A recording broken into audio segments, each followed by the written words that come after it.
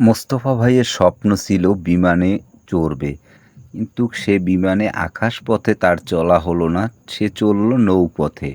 নিজেই তৈরি করলো নৌপথে বিমানে চড়ার জন্য বিমান।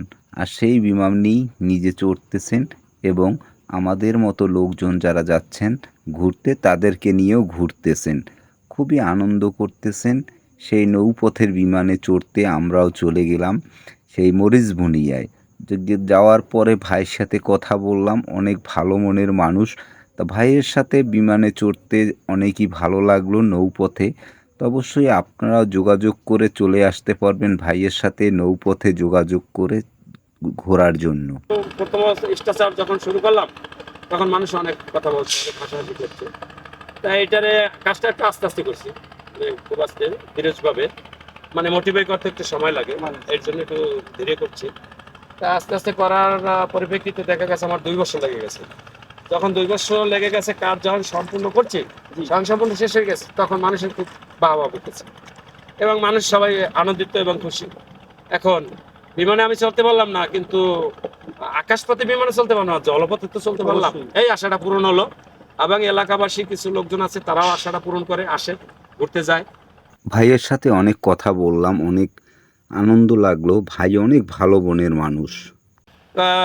ও আমার কাছে আবদার করছে একটু বিমানে উঠবো। তা আমি তো বিমানে কখন উঠাইতে পারি জানি না, মা তাহলে একটা ছবি তুলবো।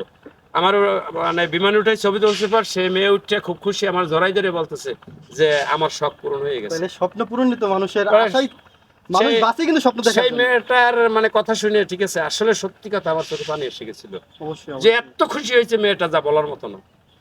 এইটাই আর কি এর জন্য। এবং এটা আমার করতে এই যাবৎ টোটাল মিলে আমার 2,70,000 টাকার মতো খরচ গেছে। আমার ইচ্ছা আছে যদি এর চেয়ে বড় করার, যদি মানুষের সাড়া পাই তাহলে 30 থেকে 40 জন লোক নিয়ে চলতে পারি, এরকম একটা করার জন্য আমার ইচ্ছা।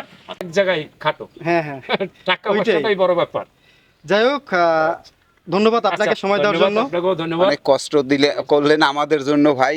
যাই হোক, আর আলহামদুলিল্লাহ আপনার যে আর কি মনের আশা এবং আকাঙ্ক্ষা আল্লাহ যেন আপনার পূরণ করে। যেভাবে আপনি মানুষের পাশে থাকতেছেন, যেরকম অসহায় মানুষের পাশে থাকতেছেন, যেভাবে সাহায্য ধরুন করতেছেন। কৃষকের পাশে থাকতেছেন, কৃষক কিভাবে অল্প খরচে কিভাবে তাদের কৃষি রোপণ করে তারা বা ঘরে তুলতে পারে, তার জন্য যেভাবে আপনি কষ্ট করতেছেন কৃষকের জন্য, আল্লাহ পাক যেন আপনার সে সকল আশাগুলো পূরণ করে এবং আল্লাহ পাক আপনাকে ভালো রাখুক, আপনার ফ্যামিলি সকলকে ভালো রাখুক।